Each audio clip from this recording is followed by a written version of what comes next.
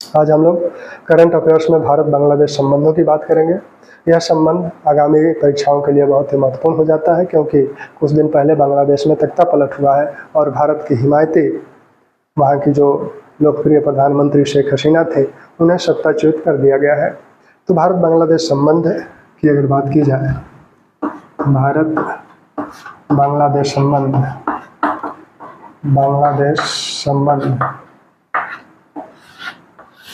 6 दिसंबर 1971 से यह संबंध शुरू होता है बांग्लादेश को एक नए देश के रूप में। इसी दिन भारत ने बांग्ला जो पूर्वी पाकिस्तान पहले हुआ करता था उसको एक नए देश के रूप में मान्यता प्रदान कर दी। विश्व में पहला देश है भारत जिसने बांग्लादेश को एक नए देश के रूप में मान्यता प्रदान किया था। 6 दिसंबर 1971 को भारत ने बांग्लादेश को एक नए देश के रूप में मान्यता प्रदान कर दिया था। और 1971 के युद्ध में भारत पाकिस्तान से जो 1971 का युद्ध हुआ उसमें भारतीय सेना बंगाल की जो मुक्त वाहिनी थी उसके साथ मिलकर पाकिस्तानी सेना को पराजित की। और 16 दिसंबर 1971 का वो दिन भी आया जब पाकिस्तानी सेना के लेफ्टिनेंट जनरल नियाजी अपने 93,000 पाकिस्तानी सैनिकों के साथ भारतीय सेना के लेफ्टिनेंट जनरल अरोड़ा के समक्ष आत्मसमर्पण कर दिया। यानी 16 दिसंबर 1971 को बांग्लादेश एक आज़ाद देश बन गया। पूर्वी पाकिस्तान बांग्लादेश के नाम से एक आज़ाद देश बन गया। अब यहाँ से भारत के संबंधों की शुरुआत हो जाती है। संबंधों की शुरुआत तो 6 दिसंबर से ही हो गई। उस समय शेख मुजीबुर रहमान जो कि बांग्लादेश की स्वतंत्रता के एक तरह से नायक हैं, जिन्हें बांग्लादेश में बंगबंधु भी कहा जाता है, वो उस समय कैद थे। पाकिस्तान ने उन्हें 9 जनवरी 1972 को मुक्त किया। वो मुक्त होने के पश्चात सबसे पहले भारत आए। 10 जनवरी 1972 को भारत आए, फिर बांग्लादेश गए। फिर वो 1972 में ही मार्च 1972 में पुनः भारत आए। मार्च 1972 में उनका भारत दौरा हुआ और इस समय बांग्लादेश के साथ एक मैत्री संधि हुई। तो बांग्लादेश के साथ मैत्री संधि कब हुई थी? मार्च 1972 में। एक प्रश्न यहाँ से बनता है। एक प्रश्न ये बनता है कि भारत ने बांग्लादेश को कब मान्यता प्रदान किया था? तो 6 दिसंबर 1971 को ही कर दिया था। बांग्लादेश कब स्वतंत्र हुआ पाकिस्तान से? तो 16 दिसंबर 1971 को। किसके समक्ष और किसके नेतृत्व में पाकिस्तानी सेना ने आत्मसमर्पण किया था? तो पाकिस्तानी सेना का नेतृत्व उस समय लेफ्टिनेंट जनरल नियाजी कर रहे थे, A.A.K. नियाजी। और वो 93,000 पाकिस्तानी सैनिकों के साथ भारतीय सेना के लेफ्टिनेंट जनरल जगजीत सिंह अरोड़ा के समक्ष आत्मसमर्पण किए थे। ठीक, तो ये 1972 से मैत्री संधि में क्या कहा गया कि दोनों देश एक दूसरे की सीमाओं का सम्मान करेंगे, दोनों देश एक दूसरे के आंतरिक मामलों में हस्तक्षेप नहीं करेंगे, दोनों देश एक दूसरे के विरुद्ध किसी अन्य देश की सहायता नहीं करेंगे। इसी तरह की एक संधि मैत्री संधि की गई। इसी समय 1972 में एक व्यापार संधि हुई। इसी समय एक सांस्कृतिक संधि हुई।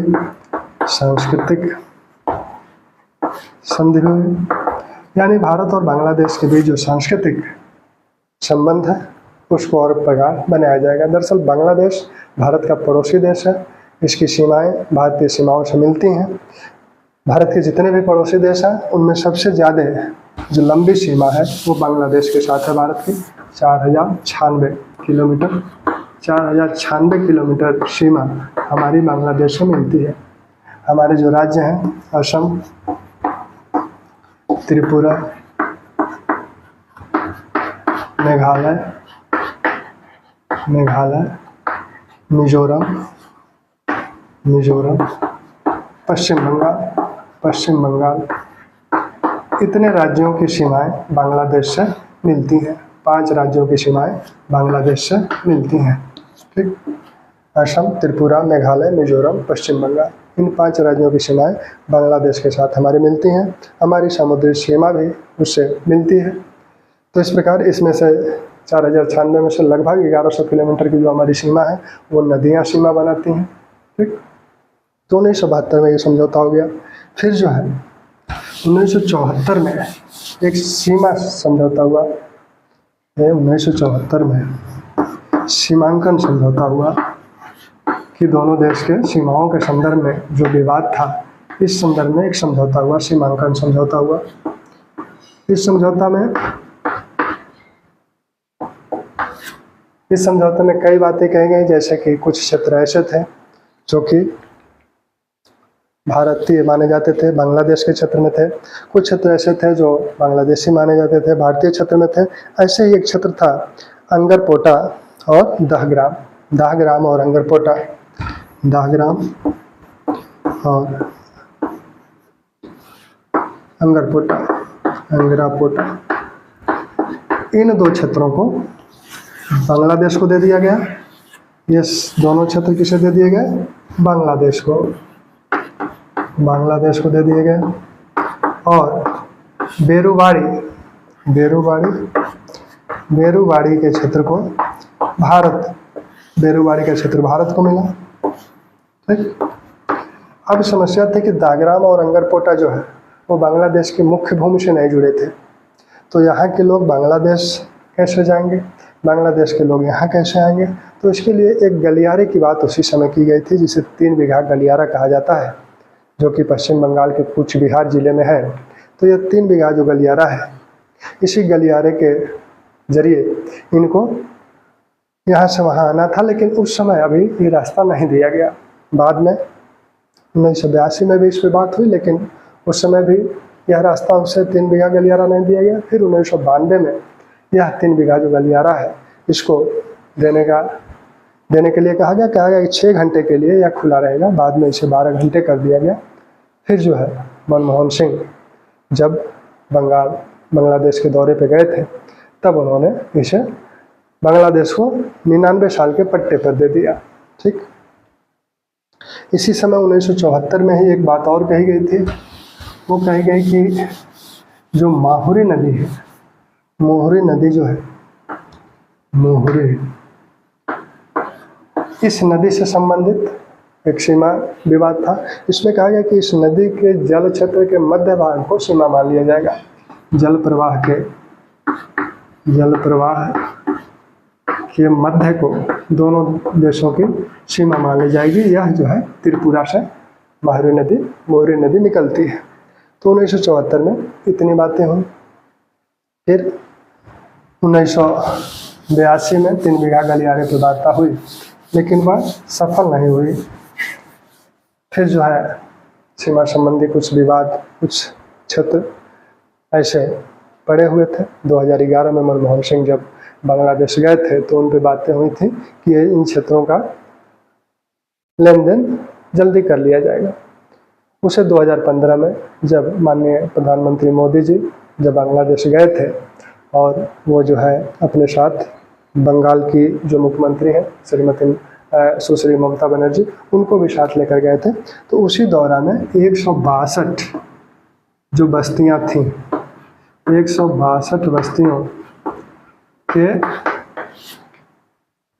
बंटवारे की बात थी। इसमें से 51 बस्तियां भारत को मिली, 51 भारत को मिली और 111 बस्तियां बांग्लादेश को दी गई, बांग्लादेश को दी गई। भारत को कुल 50 एकड़ भूमि मिली और बांग्लादेश को कुल 10,000 एकड़ भूमि मिली इन बस्तियों को देने के बाद। अब अपना भू क्षेत्र किसी अन्य देश को दिया जाता है तो उसके लिए संविधान संशोधन किया गया। 100वें संविधान संशोधन के तहत ये कार्य किया गया। 100वें संविधान संशोधन के तहत यह कार्य किया गया था। भारत ने 111 बस्तियों को बांग्लादेश को प्रदान किया और 51 बस्तियां भारत को मिली। ठीक। तो यह समझौता 2015 में हुआ।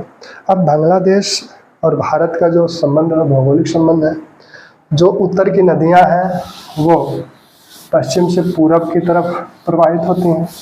ढेर सारी नदियां बांग्लादेश से होकर समुद्र में मिलती हैं। ऐसी 54 नदियां हैं जो कि भारत से प्रवाहित होती हैं और बांग्लादेश होते हुए समुद्र में मिलती हैं। तो इन 54 नदियों में से कुछ नदियों के संदर्भ में विवाद बना हुआ था। एक तो फरक्का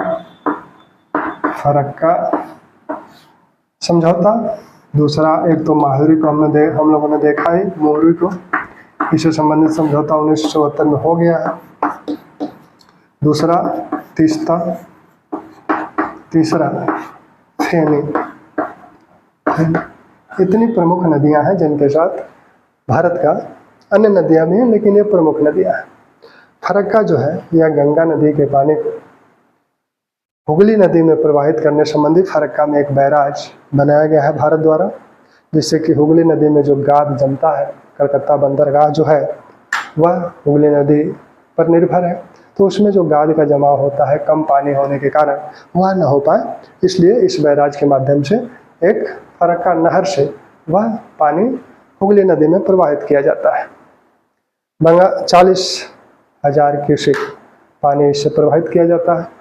बांग्लादेश का कहना है कि दरअसल ये नदी जो बांग्लादेश से होकर गुजरती है, तो बांग्लादेश का कहना है कि हमें पानी कम मिलता है, लेकिन इस जो बैराज है, ये बांध तो है नहीं, बैराज है। भारत का कहना है कि इस बैराज से हम 40 क्यूसेक पानी ही लेते हैं, अन्य पानी प्राकृतिक अपने प्रवाह के माध्यम से वो बांग्लादेश होते हुए समुद्र में मिल जाता है। इससे संबंधित एक समझौता 1977 में हुआ, फरक्का समझौता 1977 में हुआ था। यह समझौता जो है अल्पकालिक समझौता था। उस समय भारत के जो उप प्रधानमंत्री थे जगजीवन राम, वो बांग्लादेश के दौरे पर गए थे, उसी समय यह समझौता 1977 में हुआ था। इस समझौते में ये कहा गया था, ये दरअसल अल्पकालिक समझौता था। ये हुगली नदी के प्रवाह को और इस नदी के प्रवाह को तेज करने के लिए समझौता किया गया था, इस प्रवाह को तेज बनाए रखने के लिए समझौता किया गया था। अल्पकालिक समझौता था। 1972 में ही भारत और बांग्लादेश के बीच एक संयुक्त नदी आयोग का गठन हो गया था। संयुक्त नदी आयोग का गठन हो गया था, जो कि नदियों से संबंधित विवादों के संदर्भ में वार्ता करेगा और संबंधित आंकड़े एक देश से दूसरे देश को आदान प्रदान किया जाएगा इस आयोग के माध्यम से। यह पहले से ही बन गया था, लेकिन फिर भी बांग्लादेश को लग रहा था कि गंगा नदी के जल को भारत रोक के हुगली नदी में प्रवाहित कर दे रहा है, तो इसलिए यह समझौता हुआ। अल्पकालीन समझौता था, लेकिन बांग्लादेश इसे सदैव के लिए मान रहा था कि यह समझौता सदैव के लिए है, क्योंकि इसमें बांग्लादेश को ज्यादा पानी दिया गया था। अंततः 1982 भारत ने कहा कि अल्पकालिक है। अंततः 1982 में यह समझौता रद्द हो गया। 1982 में यह समझौता रद्द कर दिया गया। 1982 में उस समय मोहम्मद इरशाद बांग्लादेश के प्रशासक थे, वो भारत के दौरे पर आए थे और ये समझौता रद्द हो गया। तब जाकर 1996 में गंगा नदी जल समझौता हुआ बांग्लादेश के साथ। गंगा नदी जल समझौता। इस समझौते में यह कहा गया कि जब गंगा नदी में पानी का प्रवाह 70 क्यूसेक से कम होगा, क्यूबिक पर सेकंड, क्यूसेक जो होता है, क्यूसेक पानी के प्रवाह की एक इकाई है, उसको मापने की एक इकाई है। एक घन फुट का जो होल है, इससे 1 सेकंड में जितना जल प्रवाहित होता है उसे 1 क्यूसेक कहा जाता है। तो 70,000 क्यूसेक से अगर कम या 70,000 क्यूसेक के बराबर अगर ये प्रवाह रहेगा गंगा नदी में, तब आधा आधा दोनों का हिस्सा होगा पानी में। 35 क्यूसेक उसको, बांग्लादेश को, 35 क्यूसेक को, मान लीजिए 60 क्यूसेक ही प्रवाह रहता है, 30 क्यूसेक बांग्लादेश को, 30 क्यूसेक भारत को मिलेगा। लेकिन अगर ये प्रवाह 70 से 75 क्यूसेक हो जाता है, तब ऐसे में बांग्लादेश को 35 क्यूसेक मिलेगा और शेष भारत को मिलेगा। अगर ये 75 से अधिक होता है, तब इसमें 40 क्यूसेक भारत को मिलेगा, शेष बांग्लादेश को मिलेगा। इस 1996 नदी जल समझौता में यही बात कही गई। अब जो अन्य नदियां हैं, जैसे तीस्ता जो है, यह निकलती है सिक्किम से। सिक्किम की सबसे बड़ी नदी है तीस्ता। इस संबंधों में ये नदियां जो है, नदियों से भी प्रश्न बने। तीस्ता जो है सबसे बड़ी नदी है सिक्किम की, और यह निकलती है सिक्किम से। कांगसो ग्लेशियर के पास एक झील है, उसी झील से ये निकलती है। यह नदी कांगसो ग्लेशियर के पास एक झील है, उसी से यह निकलती है। अब चारामू झील जिसे कहा जाता है, चारामू झील कांगसो ग्लेशियर के पास ग्लेशियर के पास क्या है?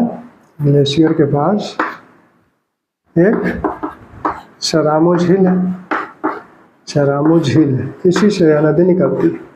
और यह नदी जाती कहाँ से है? सिक्किम से निकलती है। सिक्किम में है ये। सिक्किम पश्चिम बंगाल से होते हुए, सिक्किम से पश्चिम बंगाल, पश्चिम बंगाल से होते हुए बांग्लादेश पहुँचती है। बांग्लादेश, बांग्लादेश। पहले यह पद्मा नदी में जाकर मिलती थी, लेकिन 1781 में इसने अपना प्रवाह परिवर्तित कर दिया। अब यह जमुना नदी में, ब्रह्मपुत्र को बांग्लादेश में जमुना कहा जाता है, तो जमुना नदी में जाकर मिलती है। यानी यह सिक्किम की सबसे बड़ी नदी है, सिक्किम के लिए महत्वपूर्ण है। पश्चिम बंगाल के जो उत्तरी जिले हैं, लगभग आधे दर्जन जिलों के लिए यह जीवन रेखा है। और फिर बांग्लादेश। 2011 में इस संदर्भ में लगभग एक संधि होने वाली थी, लेकिन पश्चिम बंगाल की मुख्यमंत्री सुश्री ममता बनर्जी ने इसमें हस्तक्षेप किया। उन्होंने कहा कि हमसे पूछे बगैर ये समझौता नहीं हो सकता। हालांकि भारत सरकार किसी दूसरे के देश के साथ कोई भी समझौता बिना किसी राज्य से पूछे कर सकती है, लेकिन भारत सरकार ने ऐसा नहीं किया, क्योंकि वह पश्चिम बंगाल के जनता के हितों को ध्यान में रख रही थी। फिर प्रधानमंत्री ने बांग्लादेश को यह आश्वासन दिया कि हम राज्यों के साथ आपस में मिलकर बैठकर बातचीत कर लेंगे, उसके बाद आपसे ये समझौता हो जाएगा। तो तीस्ता नदी संबंधी ये समझौता विवादित है, अभी नहीं हो पाया है। ऐसे ही फेनी नदी जो समझौता है, मोहरी नदी जो है उसे छोटी फेनी भी कहा। अब तीस्ता नदी के संदर्भ में कुछ अन्य बातें भी हैं। तीस्ता नदी को जो है, इस की जो सहायक नदियां हैं उसको भी जान लीजिए। दिक्षु जो बाएं से आकर मिलती हैं, जिसमें दिक्षु है, रांगपो है और रानी खोला है। इसमें तीस्ता नदी में जो बाएं से आकर इसकी सहायक नदियां जो मिलती हैं, इसकी सबसे बड़ी सहायक नदी जो है वो रंगित है। इसकी सबसे बड़ी सहायक नदी रंगित है। इसको ध्यान में रखिएगा, रंगित है। यह सिक्किम की सबसे बड़ी नदी है। बाएं तट से आकर मिलने वाली नदियों में दिक्षु, रांगपो, रानी खोला,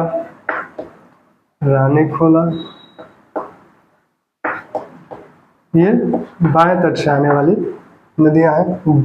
दाहिने तट से जो नदियां आगे मिलती हैं उसमें रंगित है।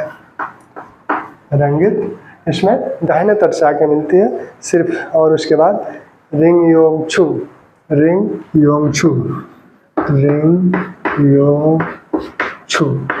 ये दाहिने तट से आकर मिलती है तीस्ता में। तो इनको ध्यान रखिएगा, ये प्रश्न पूछे जा सकते हैं। फिर जो है फेनी नदी की जो समस्या है, फेनी नदी त्रिपुरा से निकलती है। फेनी जो नदी है यह त्रिपुरा से निकलती है, त्रिपुरा से।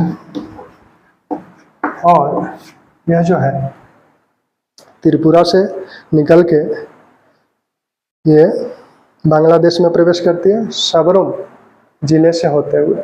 तो यह त्रिपुरा से सबरुम जिले से होते हुए बांग्लादेश में प्रवेश करती है।